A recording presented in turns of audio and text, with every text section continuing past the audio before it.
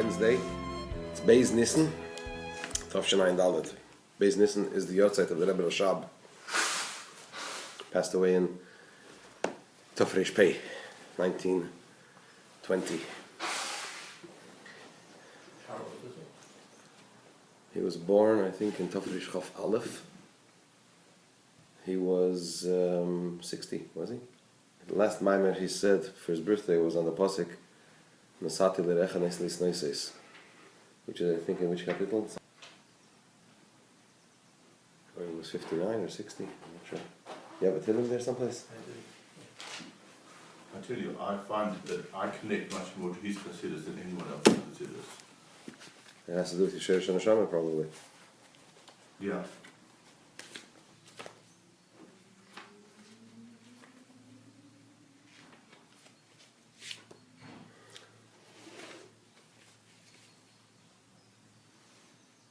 And passed away in Tafresh Pei. Here, yeah. In Kapitel Samach is the Pasuk Nasati L'recha Neslis Noises. So he was 59. He turned 59 on the Chof Cheshvan prior to his... he turned 59 on the Chof Cheshvan prior to his Talpus, yeah. Okay. So we are in Sefer Mamorim, Teres Menachem Sefer Mamorim Tavshin Yud Aleph Tavshin Yud Beis, in the Maimer of Achron Shal Pesach Tavshin Yud Beis, Kimei Tzeischo Me'eretz Mitzrayim Aran Niflois. We're on page Reish Samach Vov, or up to V'yesh Levayah. Just a quick recap as to what we learned until now. The Rebbe is explaining here the idea of miracles, and the Rebbe is explaining basically that there are two types of miracles, and in type 2 there are two subcategories. So type 1 is Nisim Shalamayla Me'ateva, Nisim that are beyond nature, that defy nature, that break nature. And then there are Nisim, miracles that clothe themselves in nature. And in the miracles that clothe themselves in nature, we have two subcategories. One is a miracle that clothes itself in nature, but it is obvious that it's a miracle, like the miracle of Chanukah and Purim. And then there are miracles that clothe themselves in nature to such an extent that they're not even obvious. Afilu balanes ein makir b'nisai, the miracle, the one with whom the miracle is being, for whom or with whom the miracle is being performed, doesn't realize that a miracle is taking place. That means that it's even more malubish b'teva. It's even more clothed in nature. And the more clothed in nature a miracle is, the higher its source. Right? Why is that an important aspect? To know whether it's a higher source or not? Because that leads us to what the Rebbe opened up with, and is going to end with, I guess, that when Mashiach will come, there will be ar'enu niflois. Kimei Tzeischo Me'eretz Mitzrayim ar'enu niflois. That's the question that the Rebbe asked in the beginning of the Maimer. There seems to be an emphasis on the ar'enu. I will show you wonders. When Mashiach will come, in the time to come, I will show you wonders. So there seems to be an emphasis not only on the wonders, but more so on the showing of the wonders. What does that mean? That La'asid Lava, in the time to come, we will see the source from where the miracle emanates.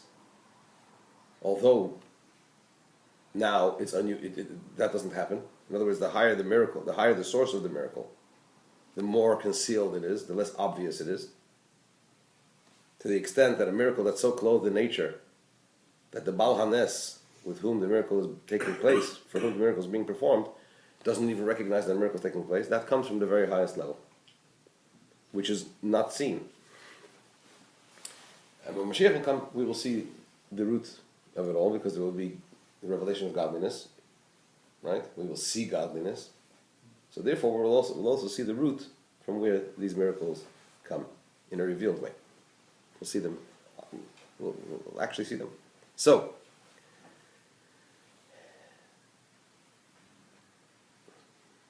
basically the point is this, that the more unified two opposing forces are, the higher the source, or the higher the power that causes that unity, that fusion. To break nature, okay, you need a power that's greater than nature. To break limitation, you need an unlimited power. But to fuse the unlimited with the limited, for that you need a power that's even greater, which in essence is basically Hashem himself. levadai. La'osin niflois gedolos levadai. Hashem alone, Hashem himself. Then the Rebbe went on to explain that really, in nature itself, we also find an aspect of Hashem's limitlessness.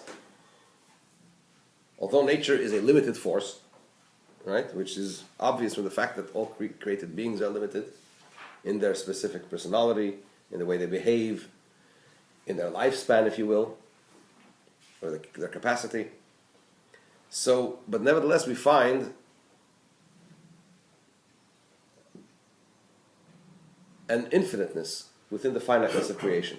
Where's that infiniteness? The infinity within creation is the constancy.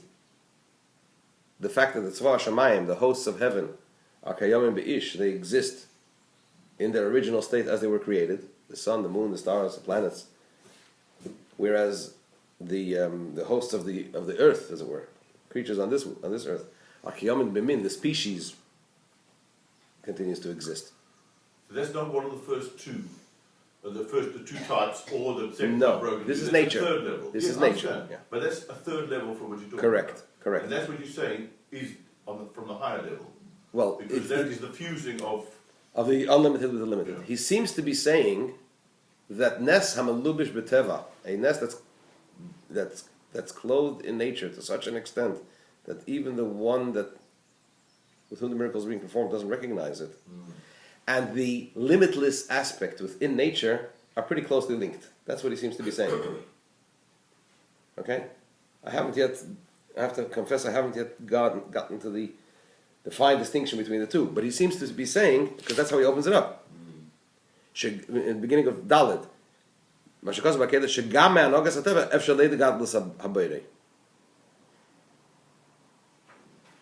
so they're pretty closely linked. So I guess they're like grades, if you will, within the limitlessness of Hashem, this high level of Getlachai. If you remember, going back to the Tzemach Tzedek defined it pretty clearly. He said like this, he said, Teva is from Shem Elokim. It's related to Hashem's name Elokim. Nes HaMelubish B'Teva is related to Shem Shaddai. Now, like in Shaddai, there are two interpretations of Shaddai. We learned this in the previous Maimer. One interpretation of Shaddai is Sha'amar L'Olam Edai. He said it to the world enough, because the world kept on expanding and he said stop. And there's a different interpretation in Shaddai, Shadai Le'Lechol Beria, that Hashem has enough for every created being. Miracles that are clothed in Teva come from the aspect of Shaddai, which is Dai Le'Lechol Beria, that he has enough for all created beings. Then you have Nisim that are beyond Teva, which are from Yud Kei Vav Kei. Which goes slightly contrary to what he's trying to say here, because what he's saying here actually is that the root of a miracle, the greatness of the more concealed the miracle is, the higher the shadish, right? So if that's the case, then that's a bluish whatever. Yud Kei Vav Kei is higher than Shaddai. So how does that come to Shaddai? So if you remember, we explained it means Hashem operating through Shaddai. The Shaddai is a lavush, if you will, the garment. But where it emanates from the very essence of Hashem. Okay, let's carry on a little bit inside. Now the Rebbe in Dalet began to explain. If you remember, he brought two explanations in the qualitative advantage in miracles that are clothed. I'm sorry. He brought two explanations. Yeah, in the qualitative advantage in miracles that are clothed in nature, over and above miracles that defy nature. One seems to be related to where it emanates from, and he explained that miracles that are clothed in nature come from a place that confuse beyond nature and nature together. That means it comes from the very essence of Hashem, from Levadai. And the second explanation he gave was that in miracles that are clothed within nature, what is revealed, unlike in miracles that defy nature, what is revealed is that Hashem actually rules on nature itself, meaning to say that he can manipulate nature according to his desire. In miracles that defy nature, he breaks nature. it takes a greater force to cause nature, to persuade nature, if you will, to behave according to his will. So one has to do with where it emanates from, and one has to do with how it relates to the phenomena through which the miracle is taking place. Right? So the Rebbe explained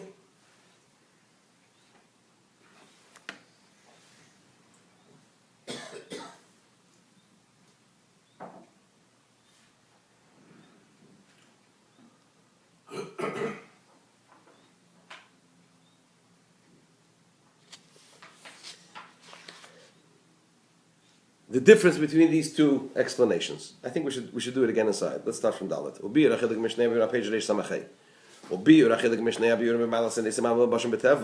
To explain the difference between the two explanations. In the Maila, in the qualitative advantage of miracles, the uniqueness of miracles that are clothed in nature. The two explanations that I just mentioned. That one, that it emanates from a higher unlimited power, because it's a power that can combine limited and unlimited, so that if used and together. And the second explanation that in miracles that are clothed in nature, what is revealed is that Hashem can persuade nature to actually behave according to His will against its natural tendencies, unlike in miracles that are beyond nature where He breaks it. What's the difference between the two? This will be understood. This will be understood by prefacing first that which is written in the Akedah. A sefer called Akedah Yitzchak, written by Rabbi Yitzchak Arama, who was a philosopher, a Kabbalist, a scholar, and I think it lived in the times of the Spanish Inquisition. That also from natural conduct, we can know the greatness of Hashem, of the Creator. How? Number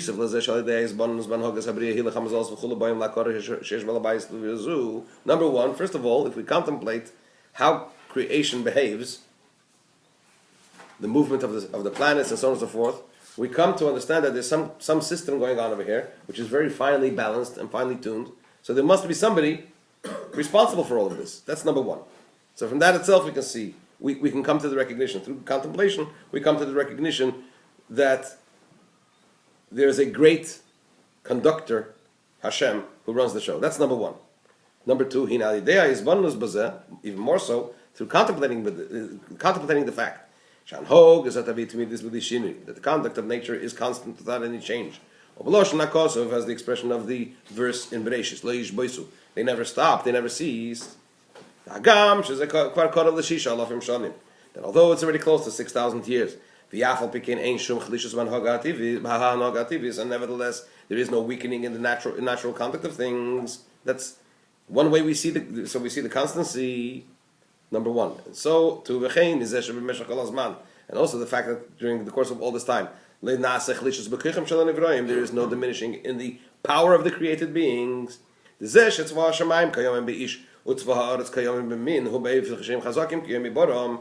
the fact that the hosts of heaven, the sun, the stars, and the moon, and so on and so forth, exist in their original state as they were created, and the hosts of the earth, which means created beings, exist in their species in a manner that they are as strong as they were in their original state when they were created. Through this we know the greatness of the Creator.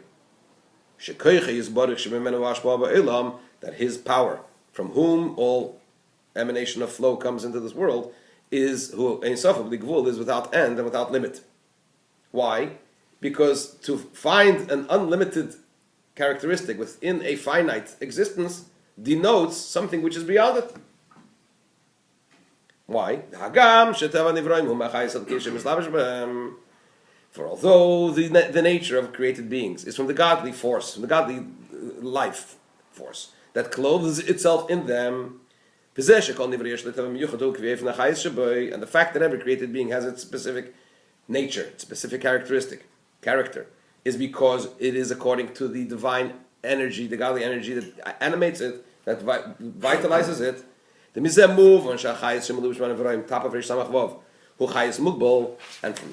from this it's understood that the life force that's clothed in created beings is a limited life force. In other words, the limitation of the created being is not related to its body, it's related to its divine life force that animates it, that gives it life, right? and it is necessarily a limited divine life force, because that's what gives it its specific character, right? So where does the unlimited and infinite aspect of godliness come in? If you're dealing with a finite existence, and as the Rebbe adds in footnote 30, in addition to the fact that a limited body cannot be a garment for something unlimited. They don't work together. How does in the normal order of things? So two things. First of all, you're talking about a limited body, which in the normal order of things cannot contain something unlimited. Right? Can't fuse with something unlimited. In addition to that, the godly energy and life force that is responsible for each created being having its specific finite, limited character is a limited force. So where does the infinite aspect of Hashem come in? How does that come into play? This is true so far as the nature of each created being itself. But when it comes to the constancy in the natural order and nature of things, in which there is no change and no weakening, that emanates, that comes from Hashem's infinite power, which has no end and no limit, which is beyond clothing itself in nature. That's why when you look at nature, when you look around, what do you see? What's obvious to the eye immediately? It's finiteness, rather than the infinite aspect of it. Because the infinite aspect within nature is more removed. Right? So what's the point? The point is that within nature, we also find an aspect which is beyond nature. A, quote, miraculous aspect. So what's the difference between that and a miracle? But to know the greatness of the Creator through the natural conduct of things, we need to contemplate it. To think about it and say, oh, hang on a second. The fact that it exists for so long, it doesn't change, etc., that shows that there's something unlimited, infinite operating here. When it comes to a miracle, but when you see a miracle, where nature is changed, you see immediately without contemplation, this comes from an infinite light which is not limited into the characteristics of the world. That's one qualitative advantage in miracles over and above natural conduct within which you find an infinite element. Another special quality that is unique to miracles over and above natural phenomena,